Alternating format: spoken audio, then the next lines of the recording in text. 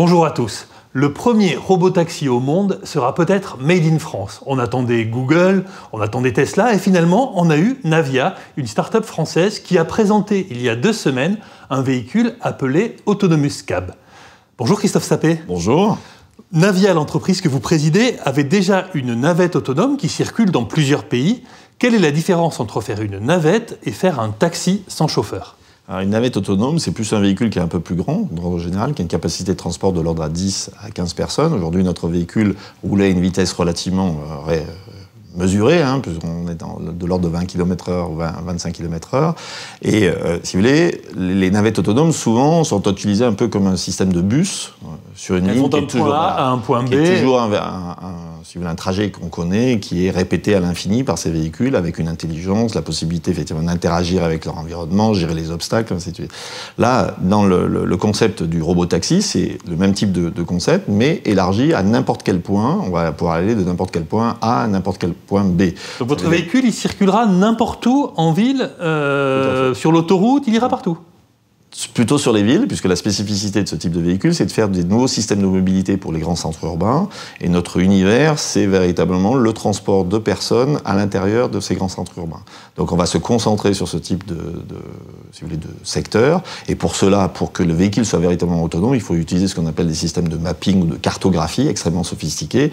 Et on ne pourra les faire, si vous voulez, que dans des environnements de type urbain, sur lesquels il y a des caractéristiques techniques assez complexes qu'il est difficile d'expliquer ici, mais c'est très important d'être en milieu urbain. Alors décrivez-le-nous un peu. Il emmène combien de personnes ? À quelle vitesse ?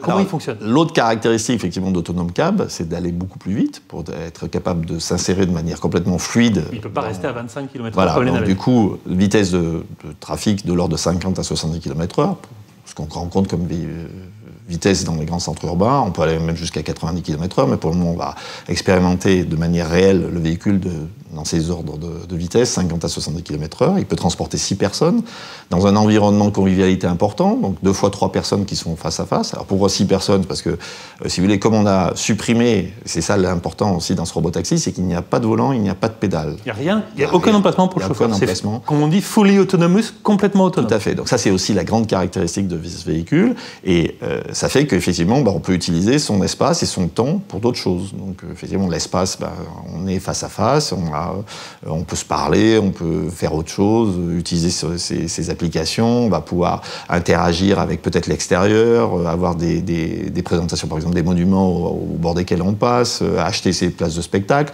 Donc il y a véritablement toute une catégorie de services qui sont très différents et qui s'apparentent, si vous voulez, à un vrai système de mobilité. Donc on va fournir effectivement la base du service de mobilité, c'est ce véhicule autonome, puis après il y a tous les services autour, la supervision, parce que les véhicules sont reliés à un centre serveur, qui permet de superviser tous ces véhicules, c'est de la maintenance, c'est tout un ensemble de choses, et tous les services qu'on va fournir à bord.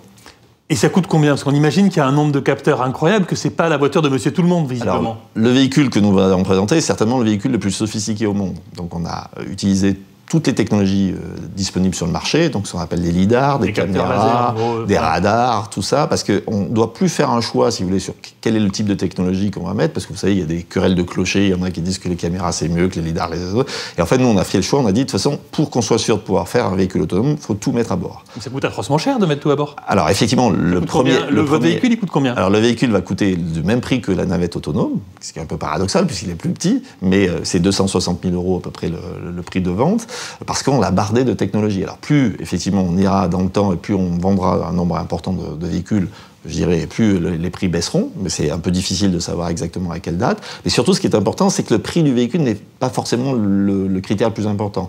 Si vous amortissez le prix de ce véhicule, si vous voulez, sur 7 ans, 6-7 ans, qui est la durée à peu près logique qu'on envisage, si votre véhicule, qui est utilisé de type partagé, voit ses horaires de travail, par exemple, de 14h à 16h par jour, ce qu'on envisage aujourd'hui, si vous voulez, vous amortissez ce prix, et finalement, le prix du véhicule est très peu important par rapport à la génération d'économies que vous faites, parce qu'il n'y a plus de chauffeur à bord. À l'inverse, on voit aussi qu'il y a beaucoup de constructeurs automobiles, quasiment tous, qui se sont lancés dans cette course à la voiture autonome. Vous pensez que le marché, il n'est pas là, il n'est pas chez eux dans la voiture personnelle, il est dans ce type de... Alors nous, ce qu'on professe, si vous voulez, c'est qu'un véhicule autonome, c'est pas tout à fait la voiture de Monsieur Tout-le-Monde, je dirais, qui est rendue autonome. Et bon, alors ça, c'est certainement une part de marché, une frange de marché qui est importante, mais ça va qui va s'écouler dans le temps, notamment sur les routes, c'est les autoroutes, il va y avoir de plus en plus d'autonomie. Mais nous, aujourd'hui, les systèmes de mobilité qu'on invente, c'est véritablement à base de navettes autonomes, d'autonomes cab aussi, sur lesquels on a envie de proposer un produit qui est différent. C'est pour ça que la disposition des sièges est différente, les services à bord sont différents. Bien évidemment, le produit est conçu et réalisé pour être un véhicule autonome. Par exemple, notre véhicule, il y a des portes électriques. Vous avez beaucoup de véhicules qui sont présentés, c'est assez drôle, puisqu'ils sont censés être des robotaxis, ils n'ont même pas de porte électrique. Donc si jamais quelqu'un laisse la porte ouverte, votre véhicule est immobilisé. Il y a plein de petits détails comme ça, qui sont certes, peuvent apparaître des détails, mais qui sont très importants. Donc nous, on ne croit pas beaucoup, si vous voulez, au fait que, je dirais, on puisse utiliser ces véhicules. Deuxième concept, par exemple, quand vous utilisez aujourd'hui des taxis, les taxis, c'est quasiment, ce sont les mêmes véhicules qu'on utilise dans la vie de tous les jours. Or, on perd beaucoup d'espace à bord. Par exemple, à Paris, si jamais vous voulez vous déplacer à 3 ou 4, négocier avec le chauffeur pour aller à l'avant. Voilà, il faut aller à l'avant. Donc c'est pas... Alors que nous, on va vous proposer un véhicule avec véritablement 6 places. Alors ce véhicule, quand est-ce qu'on le verra dans nos rues? Parce que vous l'avez présenté, vous l'avez montré, il est très beau, mais c'est encore un concept car. Ça sera un car quand il sera dans les rues, que les gens pourront le voir. C'est plus qu'un concept car, puisque donc deuxième étape, donc la première étape c'était le 8 novembre quand on a présenté le véhicule. Deuxième étape, donc à Las Vegas, lors du Consumer Electronics Show, on fera les premières démonstrations, donc en janvier, du 9 au 12 janvier, on va faire les premières démonstrations dans les rues de Las Vegas. Il sera dans la circulation de Las Vegas libre ou il aura des rails spéciaux, des couloirs spéciaux? Il sera dans la circulation normal. Bon, nous, on attend quand même d'avoir l'autorisation définitive parce que on ne l'a pas encore à l'instant où on parle. On a déjà des navettes autonomes qui roulent dans les rues de Las Vegas. Il y a eu un petit accident, mais elle était a priori pas en cause. Qui n'était pas en cause. Et si vous voulez, sur laquelle nous, on veut élargir, si vous voulez, cette utilisation, surtout la démontrer de manière réelle. Donc ça, c'est la première phase, donc qui sera, je dirais, expérimentée au CES à Las Vegas. Puis après, à partir d'avril, on va ouvrir des services de transport de personnes avec ces véhicules dans quelques grands centres urbains dans le monde. Donc, on a signé un accord donc, avec Keolis, qui est notre partenaire historique, pour déployer ce type de véhicules au moins dans une ou deux grandes villes en Europe et aux États-Unis. Et on va aussi travailler avec notre partenaire historique qui s'appelle Royal Automobile Club en Australie et sur lesquels il y aura aussi des véhicules en Australie. Alors on espère aussi annoncer d'autres partenariats durant le CES à Las Vegas, mais ça c'est pas encore fait, ça sera l'occasion de nous revoir à ce moment-là. Une question sur la France, parce que la France est un cas particulier. Votre entreprise est un des pionniers, il y a un autre pionnier qui s'appelle EasyMile dans les navettes autonomes qui tournent dans le monde entier. On en voit aux États-Unis, on en voit en Australie, on en voit en Suisse. Mais est-ce que la réglementation française laisse assez de place à des startups comme la vôtre pour expérimenter ces nouveaux produits? Alors, c'est assez intéressant de mentionner ça. Effectivement, c'est un peu une spécificité française. Donc, c'est un domaine d'excellence. Donc, on souhaiterait qu'effectivement toutes les conditions soient réunies pour que ça reste un domaine d'excellence, voire ça soit encore élargi.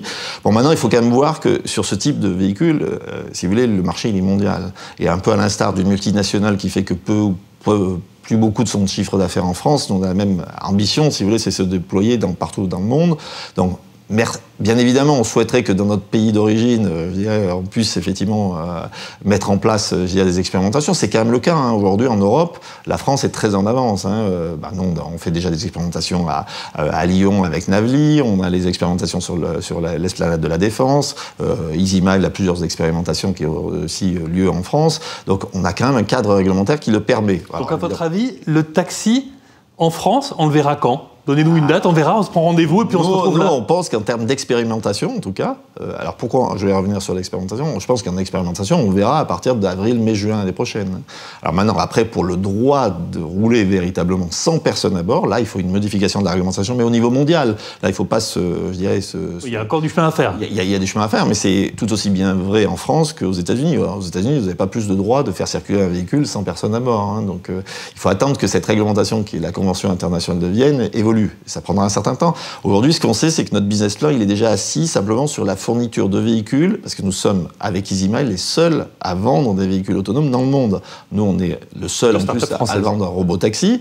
Donc, de toute façon, c'est un peu surprenant, parce que c'est vrai comme vous le disiez tout à l'heure, nos concurrents, là, sur le robotaxi, ce sont des sociétés comme Waymo, comme Uber, ainsi de suite. Donc c'est très surprenant qu'on arrive à faire ça. Je crois que ce qui est important, et on en parlait tout à l'heure sur la tendance à l'heure actuelle, c'est plutôt des gros constructeurs automobiles qui discutent avec des gens issus plutôt de la technologie et qui font qu'on va rendre un véhicule autonome. Mais pour travailler là-dessus, si vous voulez, ils sont obligés de faire parler des gens qui sont issus du monde de l'automobile avec des gens issus du monde du logiciel ou de l'Internet. Et souvent, c'est assez difficile. Nous, l'avantage, c'est que toutes nos équipes, elles sont intégrées. Notre processus décisionnel, on le garde, on essaye de lui garder l'agilité, si vous voulez, de la start-up, bien que maintenant on considère qu'on est plutôt de la scale-up, puisque maintenant on est 160 personnes, on sera certainement 250 personnes dans quelques temps.